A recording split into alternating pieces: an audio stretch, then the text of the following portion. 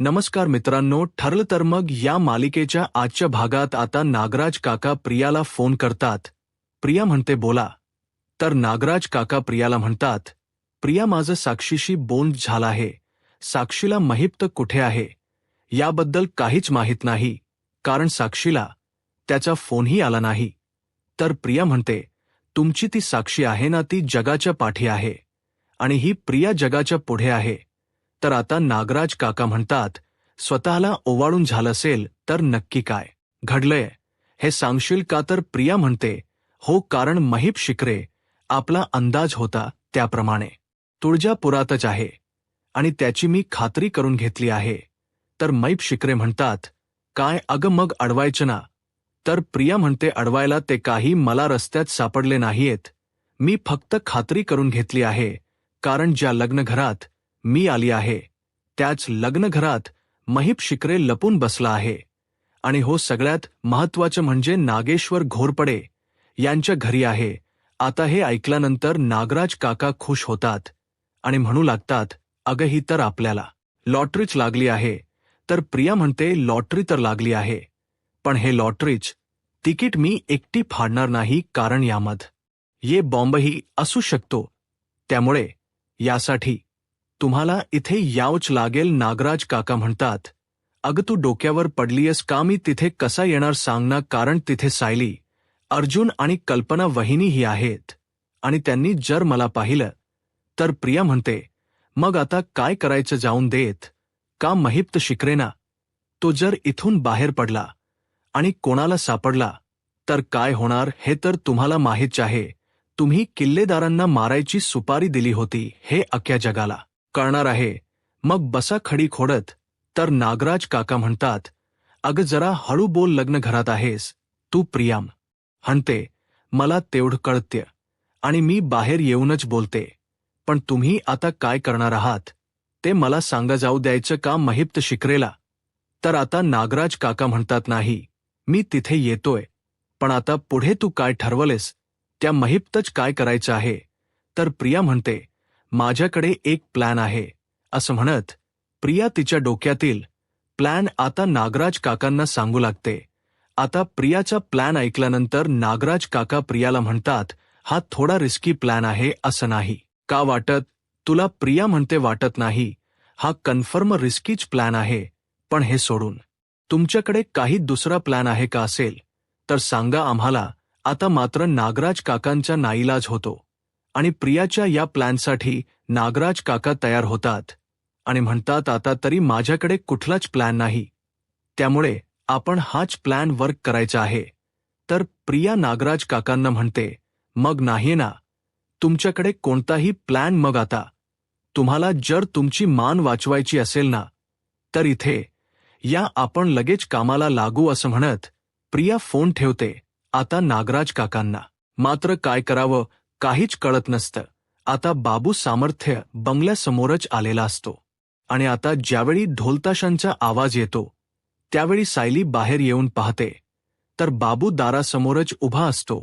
आता बाबूला पाहिल्यानंतर सायलीला ते क्षण आठवतात ज्यावेळी सायलीने लग्न अगोदर बाबूला हॉस्पिटलमध्ये मदत केलेली असते, त्याला वाचवण्यासाठी प्रयत्न केलेले असतात.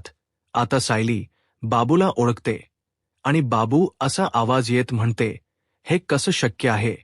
तर त्याचवेळी बाबूचंही लक्ष सायलीकडे पडतो.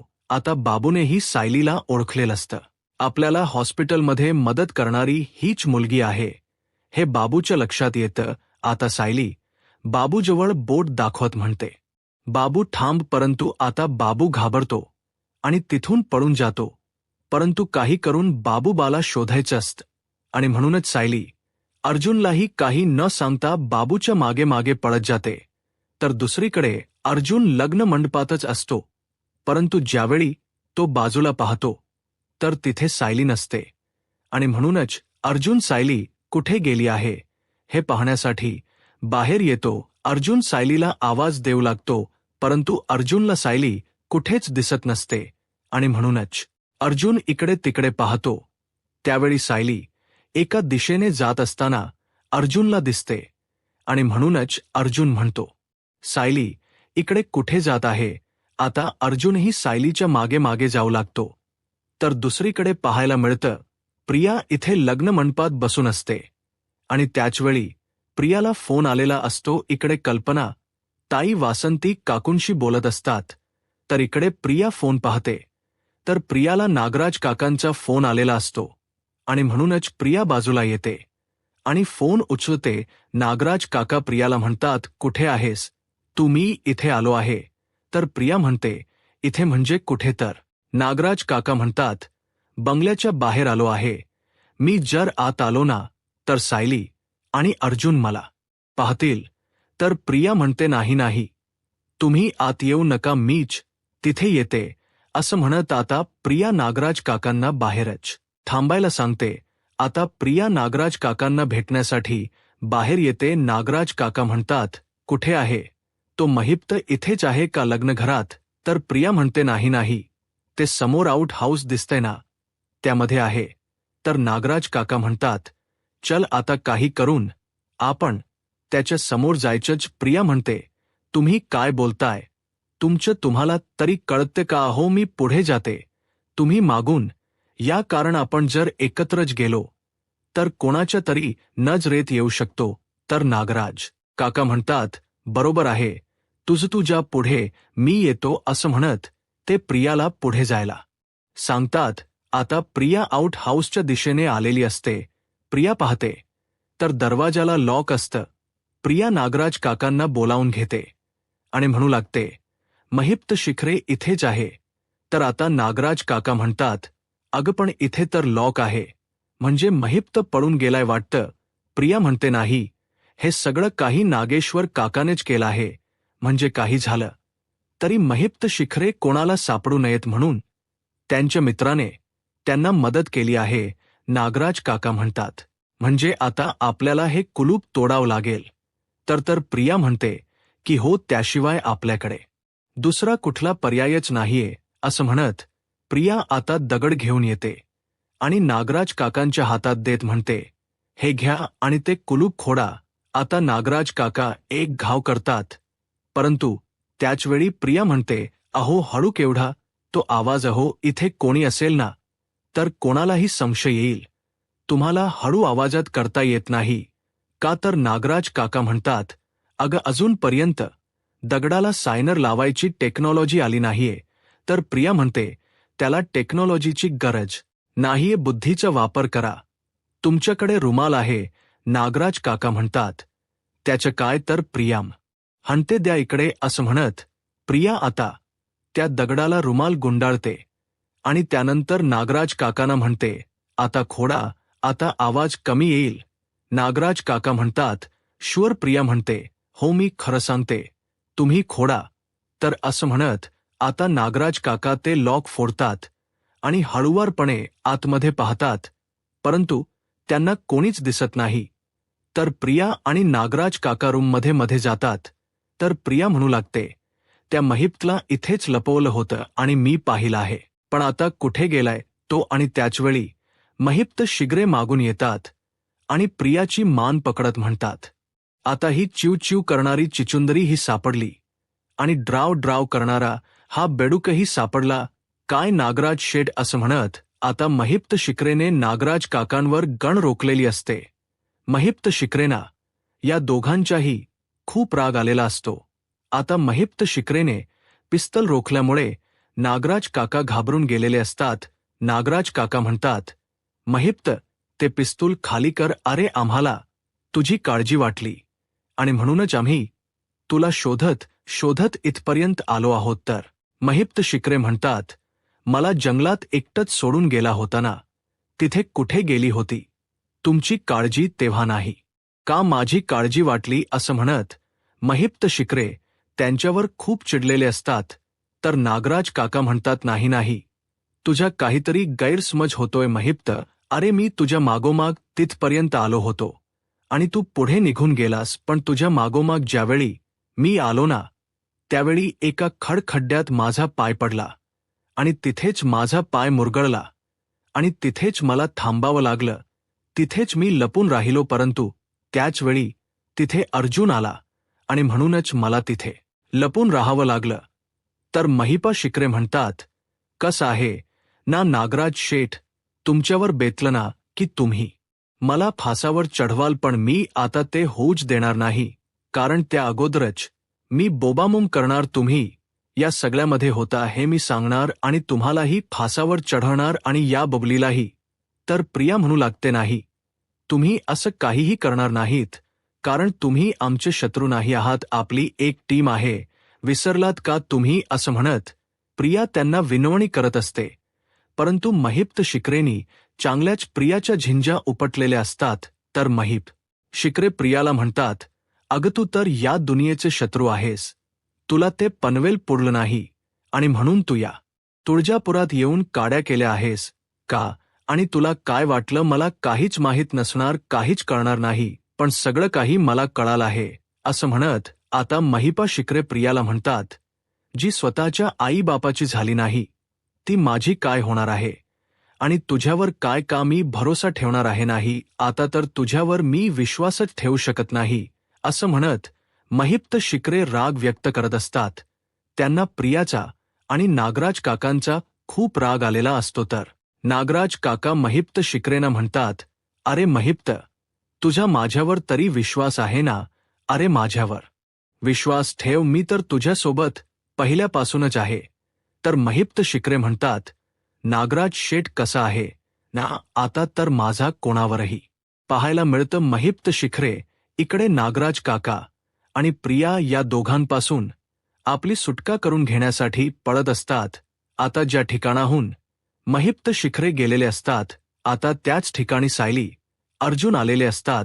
आता सायली अर्जुन दुसऱ्या रस्त्याने बाबूला शोधण्यासाठी जातात. तर त्याचवेळी सायली आणि अर्जुन ज्या ठिकाणी उभे असतात त्याच ठिकाणी प्रिया आणि नागराज काका आलेले असतात. आता ते महिपा शिकरीला शोधण्यासाठी दुसऱ्या रस्त्याने निघून जातात आणि इथेच सगळ्यांची एकमेकांना चुकामुक होते. सर्वजण आपापल्या शोधात असतात. इकडे सायली अर्जुन बाबूला शोधत असतात, तर इकडे नागराज काका आणि प्रिया महिपा शिकलेना शोधत असतात. तर बाबू आता अर्जुन आणि सायलीपासून स्वतःची सूट करून घेत तिथून स्वतःला वाचवण्याचा प्रयत्न करत असतो. आणि पुन्हा ज्या ठिकाणी सायली अर्जुन आलेले असतात त्याच ठिकाणी बाबू आलेला असतो. आता महिपा शिखरे जीवाच्या आगांताने स्वतःची सुटका करून घेण्यासाठी पळत असतात.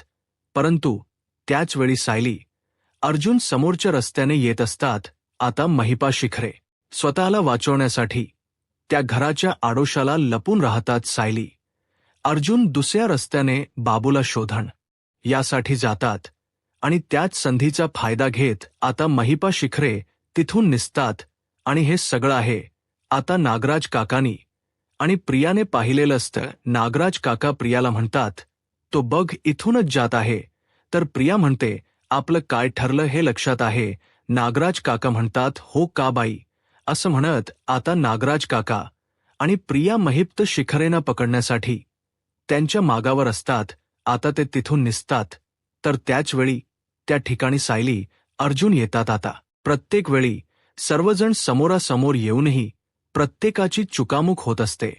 तर इकडे महिप्त शिगरेस वताची सुटका करून घेण्यासाठी आता आपल्या माणसाला फोन करतात आणि म्हणू लागतात, मी दुसऱ्या बाजूने बाहेर आलो आहे, त्यामुळे लवकरात लवकर तुम्ही रस्त्याच्या पलीकडे गाडी घेऊन उभे राहा, मी आलोच, असं म्हणत महिप्त शिकरे जाणार. परंतु त्याचवेळी तिथे असणाऱ्या वस्तूंना महिप्त शिकरेचा धक्का लागतो आणि त्या वस्तू खाली पडतात. हा आवाज सायली अर्जुनच्या काने पडतो. अर्जुन म्हणतो, तिथून आवाज आला आहे, चल, कदाचित तो तिथेच असेल. आणि म्हणूनच सायली अर्जुन बाबूला शोधण्यासाठी महिप शिकरे ज्या ठिकाणी असतात तिथे आलेले असतात. आता महिप शिकरे तिथूनही स्वतःची सुटका करून घेत निसटून जातात. तर इकडे सायली अर्जुन त्याच ठिकाणी येतात आणि त्याचवेळी पोत्राची त्या कापडाची चिंदी सायलीच्या हाती लागते. सायली म्हणू लागते, हे तर बाबूच्या कपड्यात होतं, म्हणजेच तो इथेच कुठेतरी असेल, असं म्हणत सायली अर्जुन पुढे शोधत शोधत येतात. तर इकडे बाबू पळत असताना त्याचा तोल जातो आणि तो खाली पडतो आणि त्यावेळी बाबूला खूप जास्त लागलेलं असतं आणि त्यामुळे त्याला उठताही येत नसतं. बाबू स्वतःला वाचवण्यासाठी तिथे असणाऱ्या एका विहिरीच्या मागे लपून राहतो सायली. अर्जुन त्या ठिकाणी येतात तर सायलीला पुन्हा एकदा तिथे चाबूक दिसतो. सायली म्हणू लागते, चाबूक हा तर बाबूच्या हातात होता. अर्जुन म्हणतो, याचाच अर्थ तू इथेच कुठेतरी लपला असेल. तू त्या साईडने बघ, मी इथून बघेन, असं म्हणत सायली. अर्जुन आता बाबू ज्या ठिकाणी असतो त्या दोन्ही साईडने बघायला सुरुवात करतात. आता सायलीने बाबूला पाहिलेलं असतं. सायली म्हणते, बाबू. आता मात्र बाबू पुन्हा एकदा पळण्याचा प्रयत्न करतो, परंतु त्याचवेळी सायलीच्या हातात असणारा चाबू सायली बाबूच्या पायात अडकवते आणि त्याला चांगलंच खेचते. आता मात्र बाबू देवीच्या मंदिरासमोर येऊन पडलेला असतो.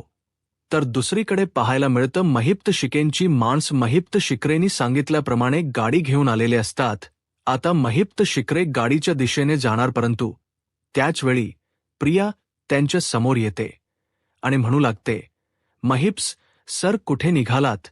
तर आता महिप शिकरे प्रियाला म्हणतात, तुझी इतकी हिंमत, तू माझ्या मागे मागे इथपर्यंत आलीस? तर प्रिया म्हणते, कसं आहे ना महिप्स सर, तुम्ही जिथे तिथे मी असणार, कारण आता तुम्हाला सावरणार कोण आहे? मीच तर आहे. तुमची ती लाडकी लेक, ती तर देवाघरी गेली आहे. मग आता कोण? मीच आहे ना तुमच्यासोबत. तर आता महिपा शिकरे म्हणतात, एक मिनिट, माझ्या मुलीबद्दल तू काहीही बोलायचं नाही. ती जिथे कुठे असेल ना, तिथे सुखात असेल, पण तुला तिच्याबद्दल बोलायचा अधिकार नाही. आता तर मी तुला सोडतच नाही. असं म्हणत महिपा शिकरे आता प्रियाचा गळा आवळतात, परंतु त्याचवेळी आता नागराज काका मागून येतात आणि महिप शिकरेच्या डोक्यात खूप जोरात वार करतात. आता महिपा शिकरे तिथेच बेशुद्ध होतात. महिप्त शिकरेना आता नागराज काका आणि प्रिया तिथून घेऊन जातात. तर दुसरीकडे पाहायला मिळतं सायलीने आता इकडे बाबूला देवी आईच्या मंदिरासमोरच आणलेलं असतं. आता अर्जुन बाबूला पकडतो आणि म्हणतो, बाबू बोल, आता खरं बोलायची वेळ आली आहे. तर बाबू अर्जुनला म्हणतो, प्लीज मला सोडा. तर अर्जुन म्हणतो, असं कसं सोडणार? तुलाच पकडण्यासाठी एवढी मेहनत घेतली आहे आणि तुला असंच सोडणार? तर सायली म्हणते, किल्लेदारांच्या अपघाताशी तुझाच संबंध आहे ना? तर अर्जुन म्हणतो, 22 वर्षांपूर्वी किल्लेदार कुटुंबाचा अपघात तूच घडून आणला होतास ना? तूच ट्रक चालवत होतास. आता मात्र सायलीला अस्वस्थ वाटत असतं. सायलीला ते सर्व दृश्य तिच्या डोळ्यासमोर येत असतं. सायली भानावर येते. अर्जुन विचारतो, काय झालंय सायली? सायली म्हणते, काही नाही सायली. मनाशीच म्हणते, या अपघाताचा विषय काढल्यानंतर मला का त्रास होतोय? माझा का या सगळ्याशी संबंध वाटतोय मला? आता सायलीला या सगळ्यामुळे खूप त्रास होत असतो, परंतु सायली स्वतःला सावरते. अर्जुन म्हणतो, बोल बाबू, तुला बोलावंच लागेल आणि आता तुझी सुटका नाही. तूच आहेस ना? तू बाबू. परंतु बाबू काहीच बोलत नाही. अर्जुन बाबूला मारणार. तर सायली अर्जुनला म्हणते, थांबा. सायली बाबूला म्हणते, तुला जर तुझा जीव वाचवायचा असेल, तुला जर इथून तुझी सुटका करून घ्यायची असेल, तर तुला खरं बोलावंच लागेल. बाबू बोल. बाबू. परंतु बाबू काहीच बोलत नसतो. अर्जुन चिडतो आणि म्हणतो, बोल. तर बाबू म्हणतो, सांगतो, सगळं काही सांगतो. आणि आता बाबू सत्य सांगायला तयार झालेला असतो. बाबू अर्जुनला म्हणतो की हो, 22 वर्षापूर्वी हा अपघात मीच घडवून आणला होता. तर ती गाडी मीच चालवत होतो. आता हे ऐकल्यानंतर अर्जुन म्हणतो, पण का, कशासाठी? तर सायली म्हणते, पण तू 2 वर्षापूर्वीच मेला होतास ना? तर आता बाबू म्हणू लागतो, नाही, मला ते करावं लागलं. तर आता अर्जुन म्हणतो, म्हणजे तू मरणाच नाटक केलं होच? तर बाबू म्हणतो, नाही, तर महिपा शिकरे मला मारायला आला होता. आणि त्यानंतर घडलेला सर्व प्रसंग आता बाबू सायली अर्जुनला सांगू लागतो. ज्यावेळी महिप शिकरे बाबूला मारायला आला होता, त्यावेळी बाबूने मरण्याचं नाटक केलं होतं, परंतु महिप शिकरे तिथून गेल्यानंतर बाबूला त्रास होऊ लागलेला असतो आणि त्याचवेळी डॉक्टर आणि नर्सने त्याचा जीव वाचवलेला असतो. बाबू म्हणू लागतो, देवासाप्रमाणेच डॉक्टर आणि नर्स त्या ठिकाणी आलेत आणि माझा जीव वाचवला आणि त्यानंतर माझ्या जीवात जीव आला. तसा मी तिथून पळालो आणि थेट तुळजापुरात आलो, कारण आतापर्यंत जी पाप केलीत ती धुवून निघण्यासाठी मला इथे तुळजापुरात यावं लागलं. आणि आल्यापासून मी इथे देवी आईची सेवा करत आहे. आता हे ऐकल्यानंतर अर्जुन बाबूला म्हणतो, अशी देवी आईची सेवा करून केलेली पाप धुवून निघत नसतात. त्यासाठी तुला आता सत्य सर्वांनाच सांगावं लागेल. चल बाबू पोलीस स्टेशनला चल. बाबू म्हणतो, नाही साहेब, मला पोलीस स्टेशनला घेऊन जाऊ नका. तर मी शिक्षेला घाबरत नाहीये, परंतु मी जिवंत आहे हे जर महिप्त शिकरेला कळालं तर तो मला जिवंत सोडणार नाही, आणि म्हणूनच मी तुमच्यासोबत नाही येऊ शकत. अर्जुन म्हणतो, नाही कळणार, काही झालं तरी तुझ्याबद्दल महिप्त शिखरेला काहीही मी करणार नाही, पण आता तुला माझ्यासोबत यावंच लागेल. बोल, तू करशील ना माझी मदत? तर बाबू होकार देतो. तर येणाऱ्या पुढील भागामध्ये आपल्याला पाहायला मिळतं, अर्जुन बाबूला विचारतो की 22 वर्षापूर्वी हा अपघात तूच घडून आणला होतास ना? महिप्त शिखरेनेच तुला सुपारी दिली होती ना? तर आता बाबू म्हणतो की हो, 22 वर्षापूर्वी हा अपघात मीच घडून आणला होता आणि महिप्त शिखरेनेच मला सुपारी दिली होती, परंतु यामध्ये फक्त एकट्या महिपात शिखरेचा हात नाहीये. कारण खरं तर ही सुपारी महिप्त शिखरेला किल्लेदारांना मारण्यासाठी दुसऱ्याच कोणीतरी दिली होती. तर अर्जुन म्हणतो, त्या व्यक्तीला तू ओळखतोस का? आणि ती व्यक्ती जर तुझ्या समोर आली तर त्या व्यक्तीला तू ओळखू शकशील का? आता बाबू शांतच होतो. तर आता बाबू नागराज काकांना ओळखू शकेल का? नागराज काकांच सत्य सायली अर्जुनला कळेल. आता पुढे काय होईल हे पाहायला आत्ताच माझा महाराष्ट्र या यूट्यूब चॅनलला सबस्क्राईब करा. धन्यवाद.